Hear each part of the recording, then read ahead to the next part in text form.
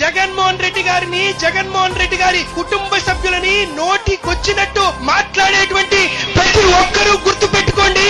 ఏం చూసి మాట్లాడుతున్నారా మీరు? ఏముందనే ధైర్యంతో మాట్లాడుతున్నారు?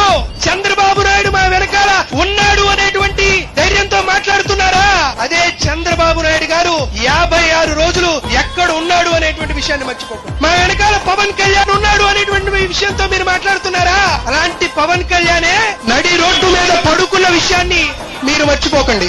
నా వెనకాల నారా లోకేష్ ఉన్నాడు అని మీరు మాట్లాడుతున్నారా? అటువంటి నారా లోకేషే నడి రోడ్డు మీద కూర్చొని బావురుమని ఏడ్చిన విషయాన్ని మర్చిపోకండి. కేంద్ర ప్రభుత్వమో మరొకరున్నారో మాట్లాడుతున్నారా? కేంద్ర ప్రభుత్వాన్ని కూడా గడగడలాడించి ఢిల్లీ పీఠాన్ని గజగజ ఉనికించినటువంటి జగన్మోహన్ రెడ్డి గారని మర్చిపోకండి.